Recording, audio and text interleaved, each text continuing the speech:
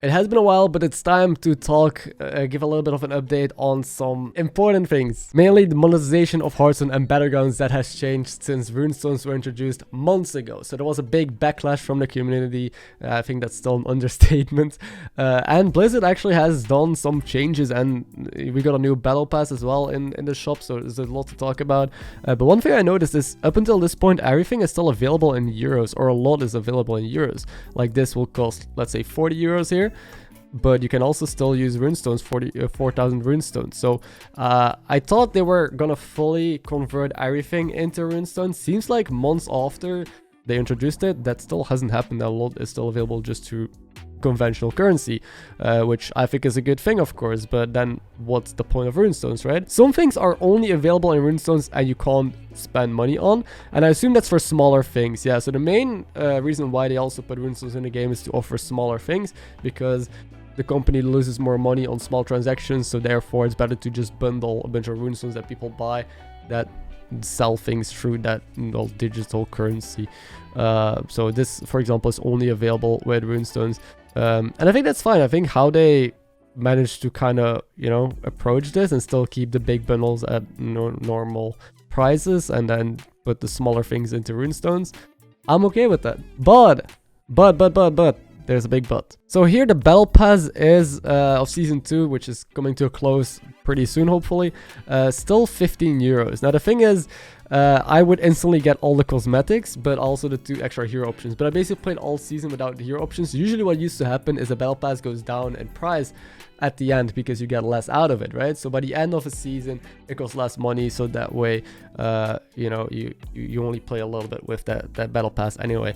Right now, the price is staying the same. That is probably because of all the cosmetics. You know, we got the full pass here, all the cosmetics attached to it that you instantly get. So that is probably why they're not tuning it down. But I think it was interesting to point out where previously it always closer to the end of the season decreased in price just because you would get less out of it. Right now it's staying exactly the same, which I think is reasonable. Again, you unlock all of these skins for free anyway. It would be kind of weird if you could purchase them like a little bit cheaper later on, but again, you don't get the benefit of the extra 2 heroes. Now the thing I really want to talk about here is the season 3. So they are already putting season 3 in the shop while this is only available in January. So you can buy this and not do anything with it and then just, you know, wait a month or something. I don't know why they do that. There's probably a reason, you know, monetary reasons.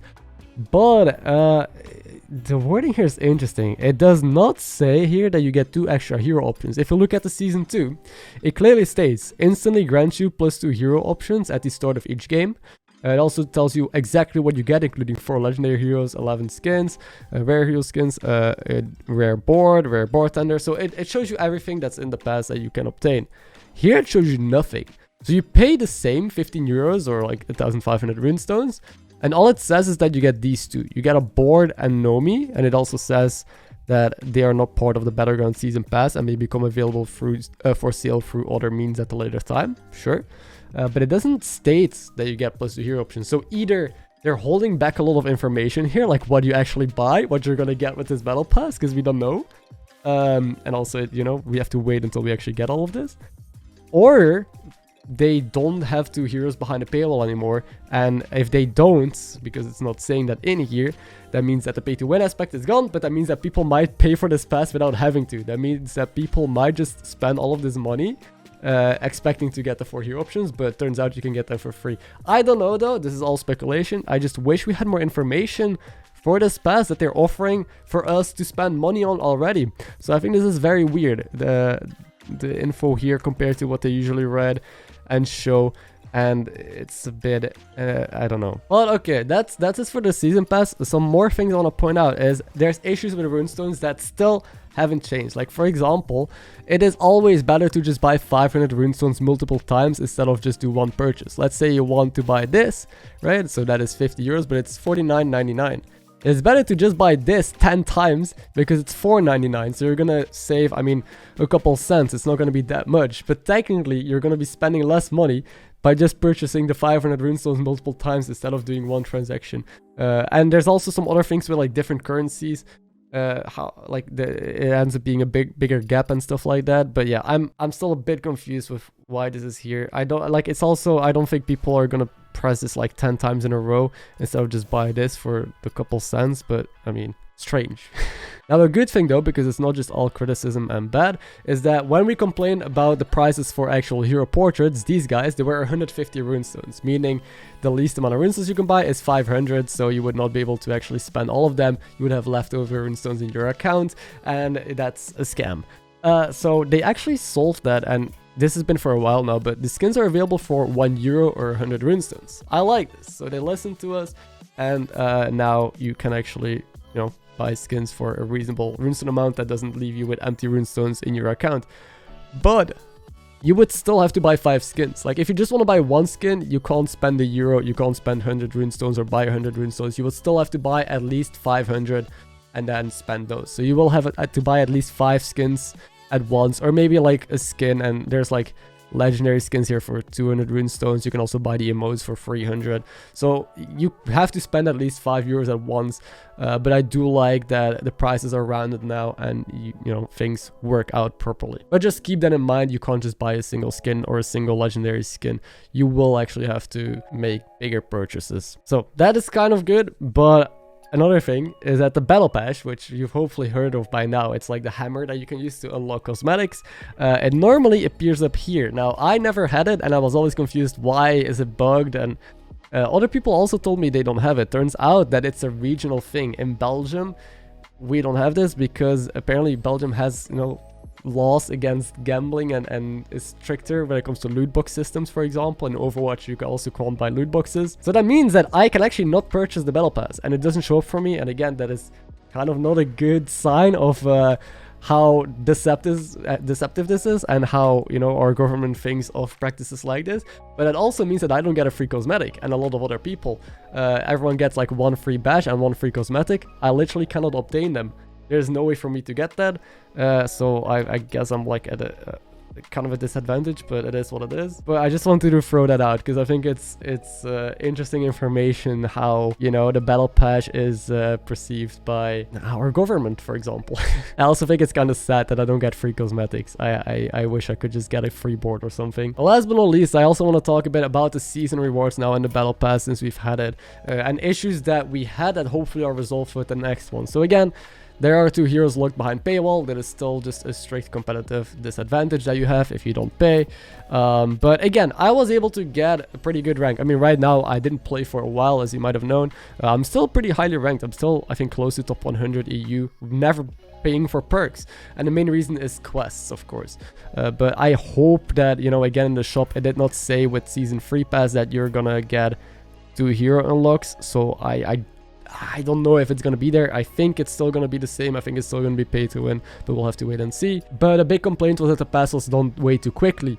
There was a lot of people that got this done like within the first month. And I even when I talked about it in the video and I checked the comments, a lot of people that only play like once a day or a couple times a week also got this done very quickly. So including casuals, no, I'm not just talking about the diehard gamers and the streamers that play this multiple hours every day.